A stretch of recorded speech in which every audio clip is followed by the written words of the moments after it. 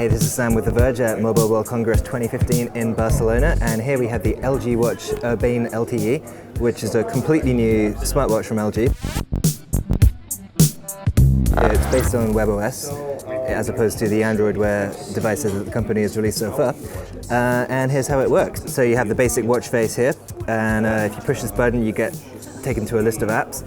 And it makes use of the circular display in a way that Android Wear doesn't really. It feels a bit more natural to scroll through these things. There's 3 buttons on the edge.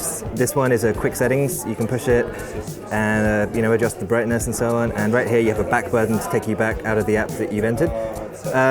So what does this thing have? Well, there's a whole bunch of stuff. This is a Korean video platform. There's a kind of a voice assistant that you can check your contacts, the health tracking app, a cycling app, a golf app. There's a whole bunch of stuff. This is very much a gadget. There is a lot you can do on this watch. So the most important feature, I guess, is the built-in Lte connectivity. This is the world's first LTE smartwatch, according to LG. And what it means in practice is that this watch actually can operate independently from a smartphone instead of constantly needing to be tethered from it. So you can make phone calls on this. There's a full-on keypad. You can talk to people walkie-talkie style in groups. You can check your email sort of even when you're away from your smartphone. So unlike Android Wear, which is built around the idea of just pinging notifications and so on from your phone to the second screen, this is really kind of more of an independent device in its own right. The downside of that, of course, is that you'll need a second data plan for it. You'll probably be paying a lot more per month if you have this running alongside a smartphone. But we actually don't know a lot about the release plans for this thing. It's only been confirmed for a Korean release so far with one carrier, and it should be coming in the next couple of months, but no pricing details or anything have been announced yet. So you'll just have to hold on and wait to see whether the thing will make it to the US. But it's pretty cool. If you're into the idea of a very hardcore gadget-focused smartwatch, this seems to be one of the best ones yet. There's a lot you can do on it.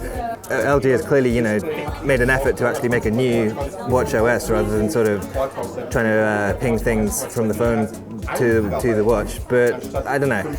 It's not the most intuitive thing to use, and it's kind of bulky. I don't think I could wear this under a shirt. Well, I'm wearing a shirt now, but the sleeves are rolled up. But I don't know. It's definitely going to be a niche product, but for what it is kind of cool. So LG also has a non-LTE version of the Watch Urbane. This one is just called the LG Watch Urbane. And it runs Android Wear, which means that it is pretty much the same as every other Android Wear watch functionally. You can, it has all the sort of pedometer functions and so on, and it's, the very Google-ified interface.